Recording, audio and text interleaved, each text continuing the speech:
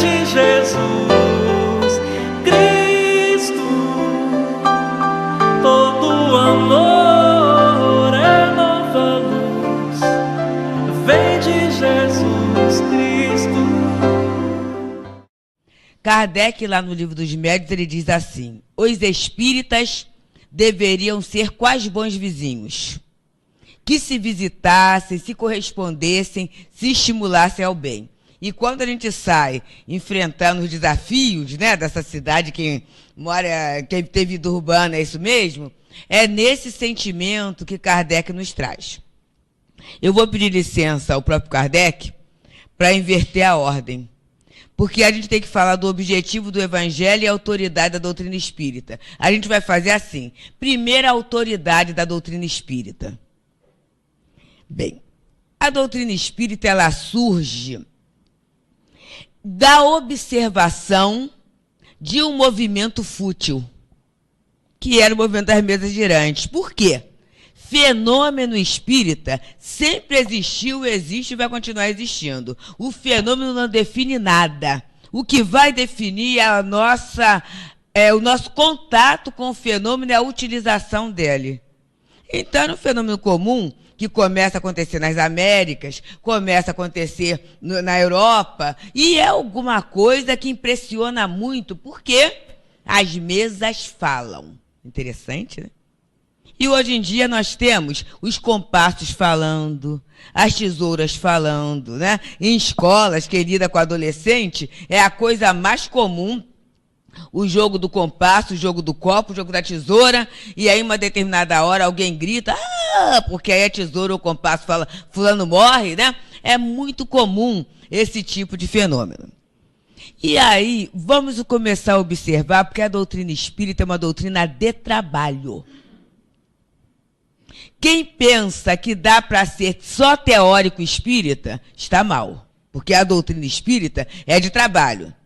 E de observação, e de muito cuidado. Tanto que o senhor Charlot, que era um corso, mas muito entusiasmado, o que mais tem é a gente entusiasmada, né? E você não sabe o que acontece ali. E aí a gente vai ver naquele centro que a água está saindo da parede, né? Em que tem uma imagem que chora. E essa questão de ficar correndo atrás de novidade, que o nosso querido Altivo Panfiro, ele falava com as pessoas, com as mariposas. Onde tem uma luzinha, a criatura vai atrás, né? Aí a luz apaga, ela vai procurando outra. Então, o senhor Charlot era muito entusiasmado. E ele chega para o professor Rivaio e fala assim: olha, as mesas estão falando uma beleza. Ele fala assim: olha, só se você me provar que mesa tem cabeça para pensar, tem nervos para se mover, músculos, ossos. Se você me provar isso, tudo bem. E ele deu uma resposta delicada, mas abandonou aquela ideia. Mas quando o senhor Fortier, que era um amigo livreiro, falou dos fenômenos, ele viu que era uma criatura que pautava a sua vida com critério, com bom senso. Então ele vai na casa da senhora Pilina Maison e vê aquele fenômeno. Ele vê o fenômeno, observa os olhos de ver. Mas quando ele olha, ele fala assim: observa só, a mesa não é inteligente. Se um objeto inanimado dá respostas inteligentes, é sinal que a causa não está na mesa. Porque o efeito inteligente vem de uma causa inteligente. E se há uma causa inteligente, está na hora de fazer as perguntas, aquelas questões que atormentam a humanidade desde o princípio da vida. Quem sou eu? O que é que eu estou fazendo aqui? De onde eu vim e para onde eu vou? Essas questões são as de hoje. Ainda. Porque se nós não tivermos clareza desse movimento todo, a gente vai passar a condição de vítima da vida. Ué, tem coisas... Essa semana, na terça-feira, foi aniversário de Chico Xavier. E a gente teve a benção... Chico Xavier, a gente faz uma intimidade, né? Francisco Cândido Xavier. E a gente teve a benção de fazer um estudo no núcleo Chico Xavier, ali no Largo do Anil. Isso foi realmente um dia complicado na cidade, porque havia uma grande via de acesso fechada na cidade. E aí eu vim da Tijuca pelo alto, mas quando chegou um ponto que parado, a gente, graças a Deus, tem pernas, né? E aí a gente foi do pau-ferro até lá. Quando chegou lá, o pessoal, puxa, eu sabia que você vinha andando, como é que ia ser isso? Eu falei assim, observa só, gente, é covardia falar de Chico Xavier em zona de conforto. Ah, o homem trabalhou tanto, lutou tanto, o que tem a andar com a perna boa? Não é isso? A gente faz atividade física para quê? Para fortalecer a musculatura, ter uma respiração boa, um sono bom, ficar bem. Para que eu vou querer ter um corpo funcionando bem? Para quê? Para ficar com o controle remoto na mão? É para isso? Para entrar no Face e falar bom dia? É para isso que a gente está querendo ter? Não, a gente está querendo, né, ter um funcionamento para ter eficiência, produtividade e aproveitamento. E foi isso que Kardec fez quando ele começa a perguntar quem sou eu? E é o primeiro ponto da doutrina espírita que nos reflete, que é a nossa identidade. Somos espíritos. Isso faz uma grande diferença. Porque quando eu penso que eu tenho um espírito, eu vou abrir mão de algumas coisas que são mais importantes para ir ao centro, para ver um trabalho, para fazer uma leitura, porque, afinal de contas, né, eu tenho que cuidar do meu espírito. Quando eu me vejo como espírito, eu vou usar todas as oportunidades que eu tenho para a minha tarefa, que é progredir, inclusive o corpo. O corpo é uma circunstância, é uma ferramenta que Deus está me dando para quê? Para eu ser uma criatura melhor, é só para isso. E a partir daí, as minhas relações começam a se modificar, começam a ter um significado. A minha relação familiar, a minha relação profissional, a minha relação social e a minha relação espiritual vai ter um outro sabor. É essa a questão. Mas como é que Kardec chega a essa conclusão? Ele poderia ficar ali na cultura francesa ou na cultura europeia e indagar aqueles médios algumas coisas. Seria interessante, mas não. Ele espera que as respostas venham espontâneas de diferentes partes do mundo, inclusive da América. Ele fala aqui que foram mais ou menos 1000 centros. Já pensou?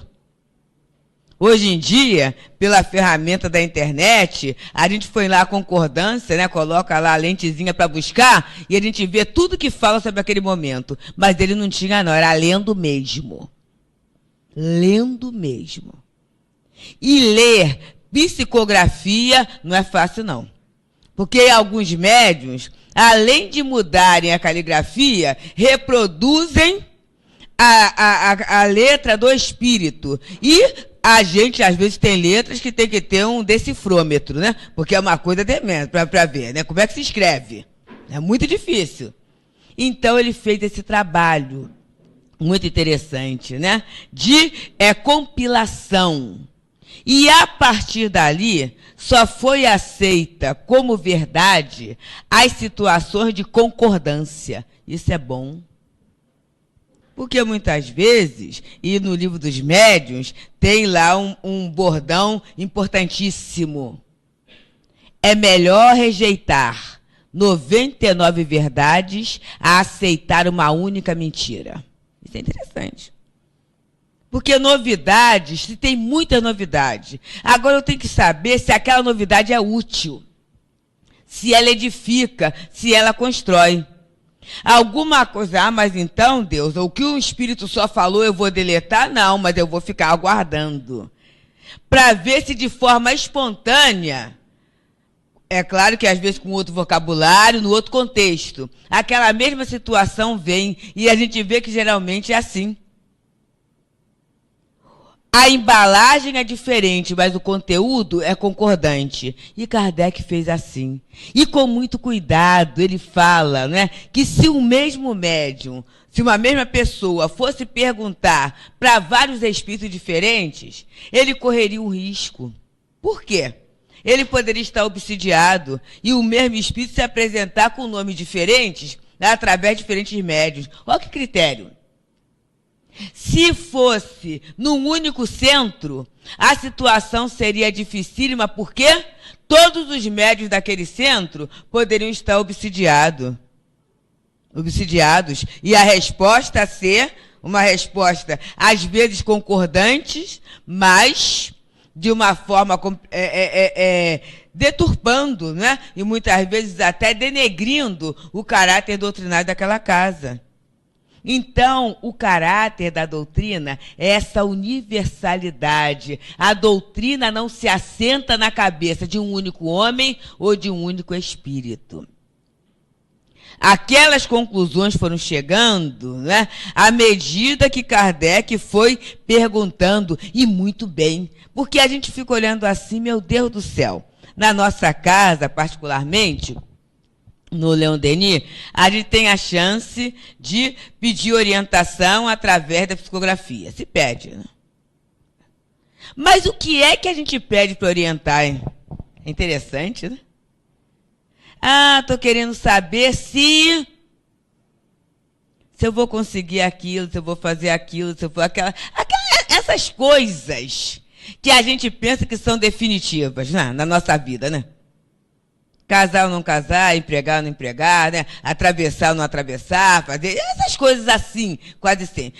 A própria questão da saúde é uma questão séria, mas a gente fica muito preocupado quando, na verdade, o nosso corpo saudável, sarado, novo, velho, ele vai morrer. Vai. Tem gente que fala assim, Deus me livre e me guarde. E eu falo assim, Deus não vai livrar nem guardar, porque é a lei da vida, o corpo vai morrer. E o que vai ficar? Mas Kardec, ele coloca questões com sabor de vida eterna.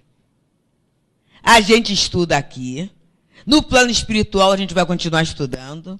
A gente há de voltar estudando de novo, porque Baltazar, um dos diretores espirituais da nossa casa, falou há mais ou menos 20 anos que nós vamos ter 600 anos para estudar a codificação. Na época eu era mais nova, eu falei assim, tempo à beça. Mas agora que eu já passei do meio-dia para a tarde, né? Em termos de idade, né? Então, eu estou vendo que não dá tempo, não. Não dá tempo para a gente se apropriar, porque não é só cerebrar o conhecimento, intelectualizar o conhecimento. O conhecimento, ele vai ter que ser internalizado e virar comportamento, atitude. E esse movimento, muitas vezes, é quilométrico em determinados aspectos para nós. Não é ter a aparência espírita, é ter a vivência espírita. E esse é o objetivo do Evangelho. Esse é o objetivo do Evangelho. É o grande objetivo. Ele vem, né, trazer para nós, cumprir para nós uma promessa de Jesus. Imaginemos a beleza de Jesus, de estar junto dele. Eu só fico imaginando, sabe, Esme? A gente fica imaginando, né? O que seria aquele convívio. E coisa boa a gente não quer que acabe, não é? Tem gosto de final de festa, não tem? Não é assim? A festa tá boa, mas aí, né, são 4, 5, 6 horas, aí daqui a pouco já começa, ninguém fala que é para ir embora, mas já começa um movimentozinho que a gente vai vendo que a festa tá acabando e fala assim, ah, que pena, né? E quase sempre os preparadores falam assim, puxa vida, é tanto trabalho, né? E parece que vai tão rápido. Então imaginemos o que era a convivência com Jesus. Mas Jesus, ele não saiu pela porta dos fundos, não. Jesus explicou que ele sairia e a próprio cumprimento da Escritura estava ali que Jesus iria embora. E ele fala lindamente, não vos deixarei órfãos. Eis que eu pedirei ao Pai, e ele vos enviará o Consolador, o Espírito de verdade, que falará tudo aquilo que eu tenho falado e mais algumas questões que não foi possível falar. E aí, para nós, quem é o Espírito de verdade, que foi tão bem assim lido no prefácio do Evangelho segundo o Espiritismo pela nossa companheira? É a doutrina espírita. Na verdade, não personificada, e por isso a gente começou a falar sobre a autoridade da doutrina espírita, porque são os espíritos que falam. E aí vamos voltar. Quem são os espíritos? Livro dos Médiuns, lá no primeiro capítulo. Kardec diz que a nossa dificuldade em compreendermos os espíritos é porque a gente não entende a natureza. E que natureza é essa? Na minha época, aí todo mundo vai saber a minha idade, né? Não faz mal, né? Havia o pluf de um fantasminha. Era um fantasminha que aparecia. Então, às vezes, é um lençolzinho. Para uns é a figura do pânico, né? Agora tá a moda caveira. Para alguns, por exemplo, tem uma caveira, uma coisa assim, uma coisa esquisita. Espírito é uma coisa esquisita. Virou espírito. A gente acha que virou alguma coisa. E a doutrina, sabe o que fala? Os espíritos são as almas dos homens. E isto facilita, mas complica a beça. Porque se os espíritos são as almas dos homens, para ninguém achar que eu estou agorando. Não, porque a gente às vezes fala assim, está agorando. Não. Quando eu desencarnar, eu não vou virar nada. Nem Deus, hein? Com S, não. Eu vou continuar deusa com Z, com os mesmos defeitos, as mesmas habilidades e as possibilidades. Está tudo ali. E aí, a gente começa a entender a fala de João Evangelista, que é fantástica, quando ele diz: filhinhos, não acrediteis em todos os espíritos, antes provai se eles são de Deus. Olha que coisa séria. Por quê? Kardec fala aqui, na autoridade da doutrina, existem espíritos de todos os níveis. Existem os sábios, mas existem os pseudo-sábios. Não existe na nossa terra isso, gente. Oficina mecânica. Aí todo mundo reclama do mecânico. Mas já viu que até deixar o carro lá, a criatura dá uma porção de palpite? Não, porque isso aí deve ser, porque é injetor, e vai explicando. E ele, como ele está vendendo um produto, ele tem que dar atenção ao cliente. Só que o tempo que ele está ouvindo a criatura falar tudo que ela acha que é, na verdade, se ela soubesse, não precisava levar a mecânica, ela resolveria? Não é isso? Aí ele está deixando de trabalhar. Daqui a pouco ele atrasou a entrega. E médico, então? Depois do doutor Google, olha, ficou uma coisa, né? A gente sabe tudinho. Olha, doutor, eu estou sentindo assim, sabe? Uma certa dor, assim, a gente fala até a vértebra. Na vértebra tal, assim. Isso pode ter sido uma torção ou, na verdade, alguma coisa respiratória. Em função do que eu estou fazendo, só falta, e às vezes falar até o que é, né? Isso pode ser isso, aquilo outro. Eu tenho alguns amigos médicos que eles começaram a fazer uma técnica assim. Eu disse, olha, faz o seguinte. Aí eles pedem para o paciente levantar, o paciente levanta, agora vamos trocar. Aí troca. Ele senta no lugar do paciente e deixa o paciente no lugar do médico. Porque se ele sabe tanto, né? Ele vai poder fazer o laudo, vai poder solicitar os exames e vai poder receitar. O que é isso? É pseudo-sábio. E a gente tem que ter cuidado de doutrina espírita, porque há uma categoria de espíritas que não está no livro dos médios, que tem lá o tipo dos espíritas. Mas é o espírita do ouvir dizer. Olha, eu vi nosso lar, uma beleza. Assisti há 2000 anos, não estou diminuindo nenhuma das expressões artísticas. Mas só estou falando que a gente só conhece se for na fonte. Com certeza. Eu só sei o que é água se eu for na fonte beber a água. Porque aquela que me chega de outra forma, que alguém me diz, nem sempre será a reprodução da verdade. E aí eu assisti Assistir lá o filme, assistir lá a peça, assistir, tudo isso, gente, é válido, mas é o enriquecimento que está ali. E a mesma coisa quanto à vida de Jesus.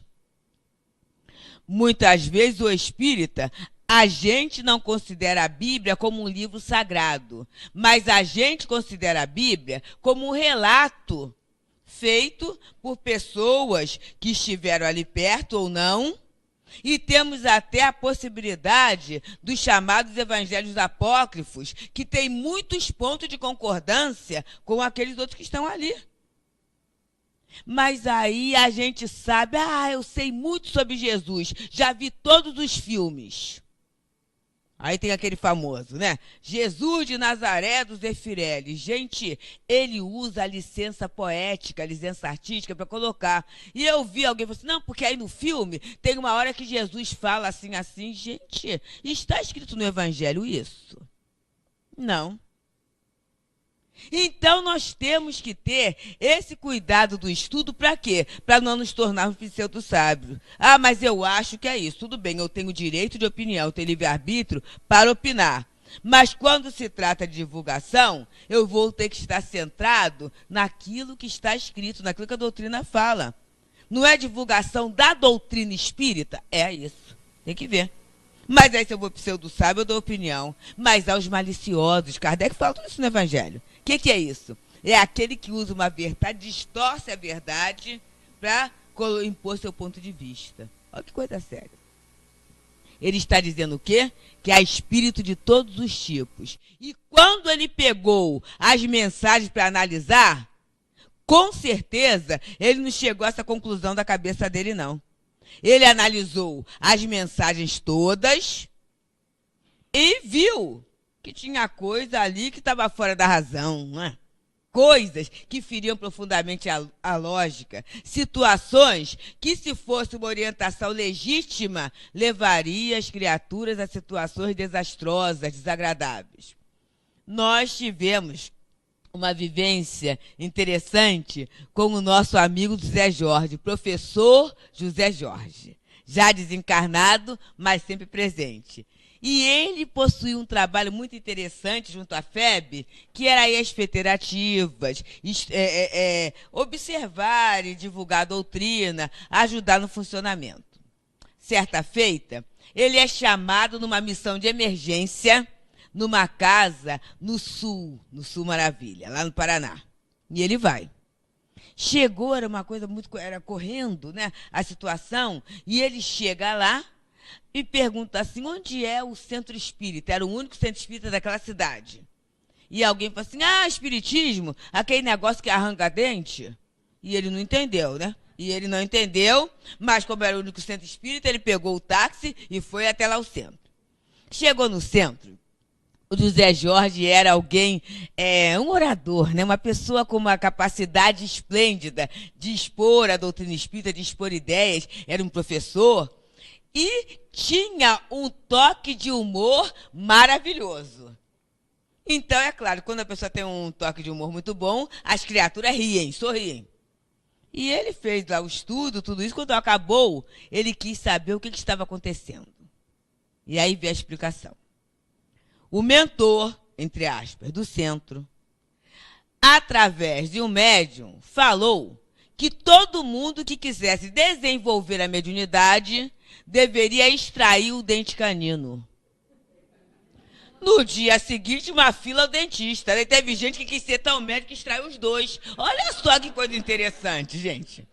E aí ele até brincou, né? Na certeza, essa criatura, esse espírito devia ser o quê, né? Talvez mentor do dentista, né? Que faturou um bocado. Mas obsessor de um grupo. Observa, gente. Naquele momento, nenhuma das pessoas daquele grupo usou o que a doutrina nos manda, que seria indagar. Mas, meu irmão, qual é a relação entre o dente canino e a mediunidade? Mas o espírito podia ficar aborrecido. Se o espírito for de Deus, ele vai até achar interessante a nossa investigação, porque vai refletir o quê? O imenso desejo de aprender e de acertar, gente. Espírito que se melindra É assim, feito a gente, né? Que acha que é o que não é. Então, se alguém tocar, é um cristal tão fininho, né? Das aparências, que se tocar um pouquinho, aquilo se destrói. É aquilo que Machado de Assis falava, né? Que a virtude na terra é muitas vezes capa de algodão com franja de veludo, né? Ou pode, em alguns casos, até capa de veludo com franja de algodão. E Emmanuel nos fala muitas vezes a questão da idolatria, que são os ídolos de barro. Na verdade, a gente não é genuinamente aquilo. E é até uma coisa muito boa para nós espíritas analisarmos. Porque tem muito espírita que vai assim, olha, eu desencarnando, eu vou para nosso lar. Aí eu lembro da amada Zilda Alvarenga, que ela falava assim, sabes o mapa? Tens o mapa? Porque, de repente, é igual o Chapeuzinho Vermelho, né? Tem uma seta assim, eu vou assim, ó, e vou para lá. É melhor a gente começar a planejar? Quando desencarnar, eu vou para a casa espírita. Eu falo isso. Os amigos lá do Leon sabem disso. Eu falo isso. Assim, porque no Leon, eu sei ir de metrô, de trem, de ônibus, né? Se tiver que pegar uma van, de qualquer gente, de qualquer lugar. Se tiver em Niterói, se for lá, eu sei pegar uma barca ou qualquer situação. Qualquer lugar, eu sei chegar ao centro. E ali é o meu ponto de referência espiritual. É ali que eu estudo, é ali que eu tenho oportunidade de trabalho, que eu tenho chance de exercer minha atividade mediúnica. Então, gente, eu vou para o centro. É muito mais prático eu ir para lá do que ficar fantasiando, porque muitas vezes eu acho que eu já sou aquilo que eu falo. É isso. E a gente veste a capa da ilusão. Paulo falava, já não sou eu quem vivo, é o Cristo que vive em mim. Paulo falava isso, né? Um dia nós falaremos, já não sou eu que vivo, é a doutrina espírita que vive dentro de mim. Mas nós estamos no processo de luta, de muita luta. A ponto de no Evangelho estar falando assim, reconhece-se o verdadeiro espírita, não é o que é perfeito, não. Mas por quê? Pela sua transformação moral e pelos esforços em domar as suas inclinações mais. E aí Kardec, aqui logo na introdução, no objetivo da obra, ele diz que o Evangelho ele pode ser dividido em 5 partes.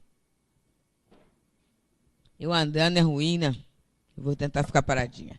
Primeira parte são os atos comuns da vida de Jesus. Depois, os milagres, as predições, os pontos que serviram como base para os dogmas da igreja. E a quinta parte é a parte moral. Olha o que ele diz. Os atos comuns da vida de Jesus, isso aí pode causar uma confusão, né? O sermão da montanha, então, é uma coisa interessante. Tem gente que discute muito. Não, mas não foi no monte, foi na planura, foi quando descia, foi quando estava subindo. E quando a gente está discutindo essas coisas, a gente não está se apropriando da ideia do sermão que Gandhi falava, que se perdessem todos os livros do mundo e mantivéssemos apenas o Sermão da Montanha, a humanidade já seria rica na possibilidade de renovação. Então, atos da vida de Jesus, milagres, é uma outra questão que dá problema. Multiplicou, não multiplicou? Aí tem umas pessoas que não sei como fazem o cálculo, mas naquela época não tinha essa quantidade de 5.000 pessoas e não dava naquele espaço, não sei como é que calcula, mas tem gente para tudo, né? Então as pessoas falam aquela situação toda, então a partir daí é uma outra confusão. Predições, aconteceu, não aconteceu, escreveu, não escreveu?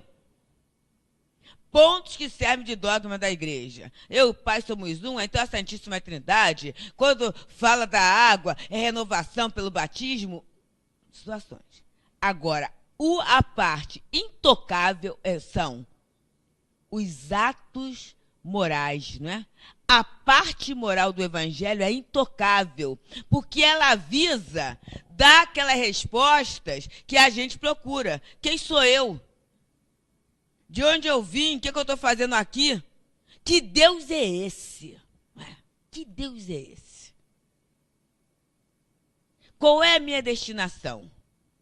Eu tenho que começar a entender isso, gente. O nosso querido Mileco, Luiz Antônio Mileco, ele quando estava encarnado, ele pediu para ser feita uma pesquisa. Por quê? Nós temos de 82 a 84 nomes de Deus. E dependendo do nome de Deus, é a minha postura diante da vida. Então ele queria saber qual era o nome de Deus que Jesus usava. Olha que coisa interessante. E a pesquisa foi feita. E o nome de Deus que Jesus usava era Abba. A-B-B-A. Abba. É interessante que para nossa confusão, né, de trás para frente é a mesma coisa, porque senão a gente ia inventar uma coisa. Não, mas de trás para frente é diferente. Não. A-B-B-A é a mesma coisa. Quer dizer papaizinho. Olha só, gente. Então, Jesus nos apresenta a imagem de Deus, que é alguém numa sociedade judaico-cristã machista, em que o homem andava e quem poderia estar perto, mas a mais ou menos 1 metro, do primogênito, e que homem, né? Tinha que ser homem. E depois vinham as postas, servas, mulheres, animais, tinha aquela hierarquia toda. A mulher se aproximar de um homem em público era escândalo. Daí a surpresa da samaritana quando Jesus pede água a ela. Como é que o senhor, sendo judeu, pede beber a mim que sou samaritano? Primeiro porque tinha briga entre os dois, porque um orava no monte e outro orava no templo. Então, um achava que era melhor que o outro. E segundo, como é que um homem vai se dirigir a uma mulher? Ele estava fora dos padrões. E a outra questão, como é que ele poderia se dirigir a uma mulher que estava no 5º marido? Olha que situação, né? O que a lei de amor faz, não é?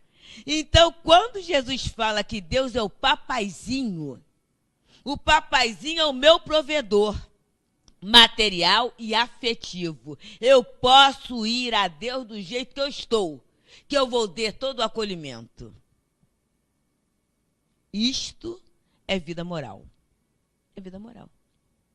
Porque à medida que eu sou acolhida, à medida que eu me sinto amada, eu faço todo um movimento da alma para quê? Para honrar aquele afeto, para honrar aquele cuidado. É isso, gente. E que movimento é esse que a gente começa a fazer? É a adesão ao bem. Então, quando Kardec vem dizendo que o objetivo do Evangelho está nessa transformação da humanidade, que é a transformação moral, e ele fala mais, o código moral de Jesus, ele não está preso a nenhuma seita. Interessante isso.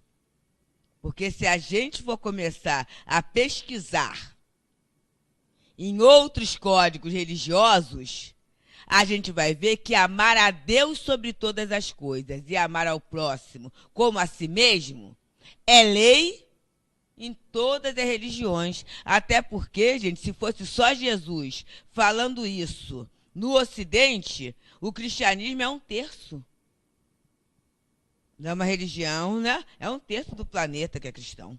E o resto? Que paizinho seria esse que daria 1/3 de privilegiados, de queridos, toda a condição de vivenciar essa lei do amor e o resto da humanidade está perdida? Não existe essa possibilidade, não. Até porque temos a informação de que foi Jesus que mandou esses mensageiros, esses missionários, através dos tempos. Oh, que coisa boa. É muito bom, né? É muito bom mesmo. Então, o Evangelho ele vem fazer isso com a gente. Ele vem mexer com essa possibilidade de renovação. Ele vem mudar o que está escrito ali no capítulo mais à frente, o nosso ponto de vista. Porque eu já falei. Quando eu penso que eu tenho um espírito, eu vivo de uma maneira. Mas quando eu penso que eu sou um espírito, a gente fica antenado. A gente começa a desenvolver um sentimento de gratidão profunda pela vida. Olha só, somos individualidade, né? alguém planejou, cuidou para que eu chegasse até aqui. Eu vivo dentro de leis perfeitas e imutáveis. Que coisa interessante, né? E por mais que eu faça, eu vou dar certo. Isso é ótimo, para mim é ótimo. Porque tem hora que a gente fica sem paciência com a gente mesmo. Eu fico, né? Como é que pode? Tá de novo nessa vidinha, deusa? Aí quando eu estou pensando em dar uma paradinha, porque tem a paradinha para ser lei da preguiça. Paradinha, dá uma paradinha, afinal de contas, não tem o jeito mesmo? Aí eu falei assim, tem, porque a destinação é a felicidade. Queira ou não queira, eu vou ser feliz. E Kardec fala no objetivo, gente. Porque muitas vezes a gente olha o Evangelho, está se aproximando aí a comemoração do calendário católico da Semana Santa, e a gente começa a olhar o Evangelho como uma coisa lúgubre, uma coisa triste, uma coisa assim, sorumbática, muito, né, sombria. Que coisa esquisita. E aí o cristão virtuoso é aquele que anda assim, não pode nem rir, né? E tem o dentista, agora a pessoa da dentista aí, que faz a gente ter um sorriso, né? Nem rir, se ri muito. E olha só, isso aí não é comportamento cristão, ficar rindo. Que coisa esquisita, gente. Eu queria que alguém me mostrasse uma foto de Jesus com a cara amarrada. Até porque naquele momento não tinha máquina fotográfica, nem Instagram, não tinha nada disso, né? Então ninguém vai conseguir isso, né? Imagina. Porque evangelho, a palavra evangelho quer dizer boa nova, boa notícia. Boa notícia só pode trazer alegria, gente. Como é que pode isso? O bem só pode trazer alegria. Por isso é que a gente tem, e o evangelho vem como receita de felicidade, para quebrar certos paradigmas, muitas vezes até no meio espírita. Você é médium, né? Ah, coitadinho de você.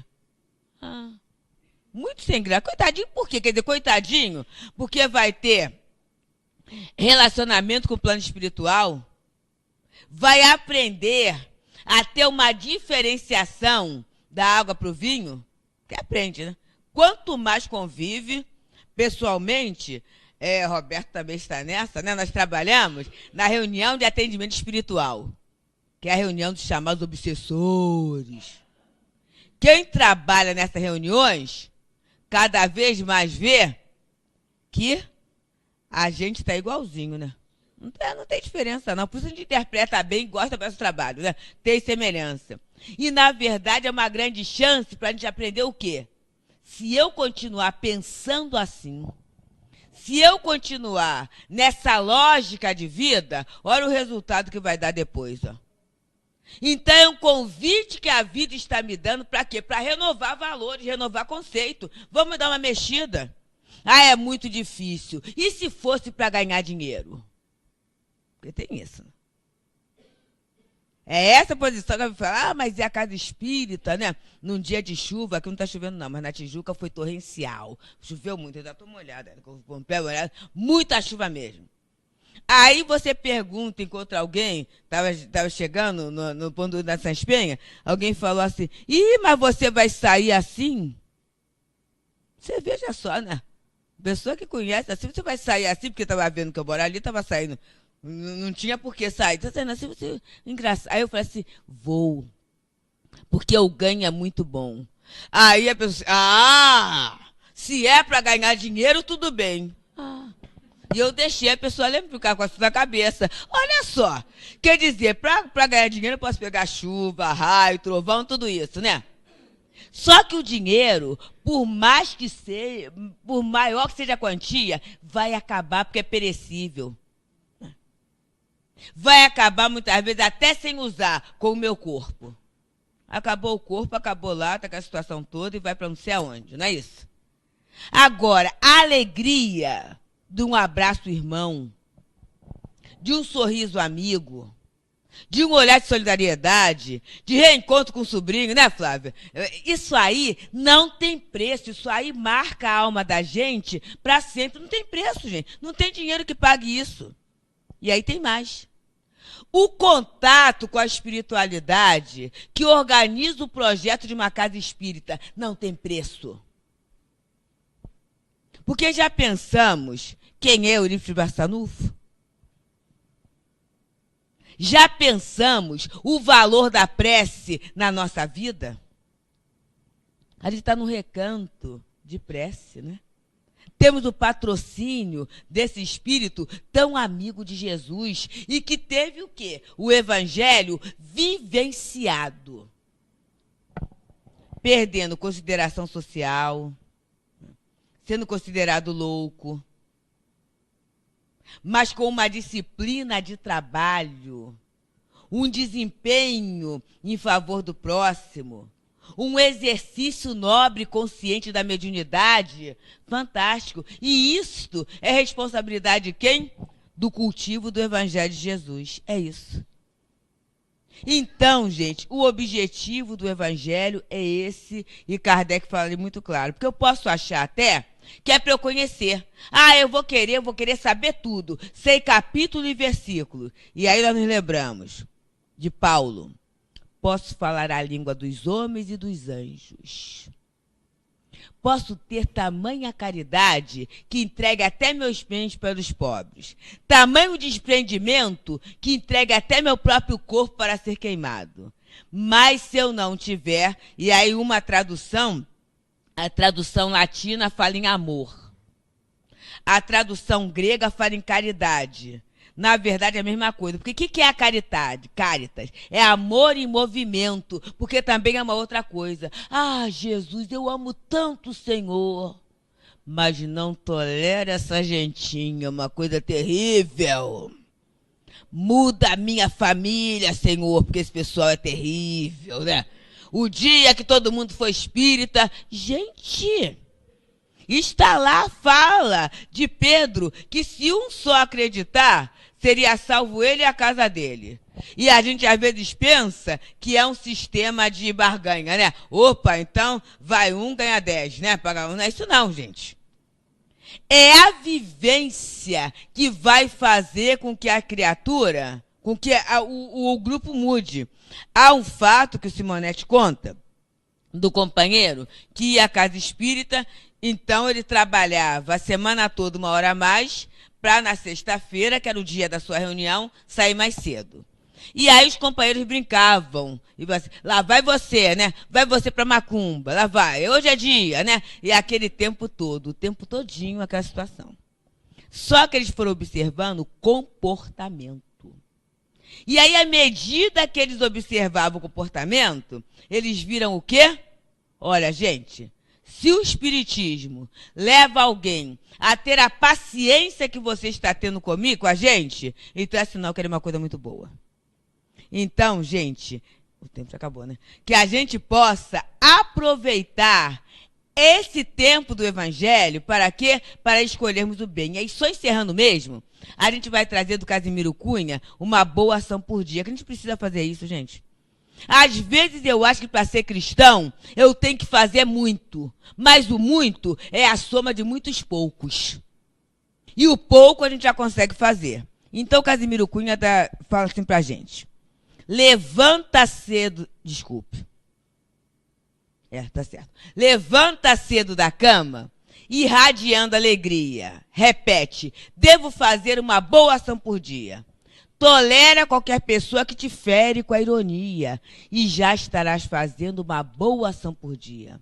Dialoga com o idoso de vida triste e vazia. A bondade nasce assim, uma boa ação por dia. Dá um banho no doente que no leito prova espia. Não precisa fazer muito, uma boa ação por dia. Dá que seja um cobertor ao pedinte em noite fria. Agasalhar é fazer uma boa ação por dia. Habitua-te a doar pão, roupa, leite, água fria. Não te empobreces fazendo uma boa ação por dia. Agora é o mais difícil, hein? Compreende os teus parentes. Vive, pois, em harmonia. Decreta silêncio e faze uma boa ação por dia. Quem, pois, chegou ao posto de anjo e muita luz irradia, se angelizou porque fez uma boa ação por dia. É uma por dia, gente. A nossa evangelização é fruto de pouco. A grande caminhada, ela começa no primeiro passo. Então vamos ter esse compromisso, que se a gente fizer um por dia, serão 30 por mês. No ano bissexto, que o povo diz que é o ano do azar, serão 366 boas ações. E no final, a nossa psicosfera vai ficar tão saturada de bem que o mal vai bater em retirada. Não é tanto o mal de fora, mas esse nosso mal que tem a correspondência no exterior. Então que Jesus nos abençoe. Que a gente possa comemorar esses 150 anos de evangelho fazendo alguma coisa ainda hoje. Dando uma boa noite para aquela pessoa que falou assim, vai para lá de novo, que a gente possa levar essas vibrações amorosas para quem ficou. E a gente possa encerrar com aquela prece do irmão José, em que ele diz assim, Senhor, me abençoa no dia de hoje, para que eu possa abençoar a todos aqueles que passarem pelo meu caminho. É nova luz, vem de Jesus.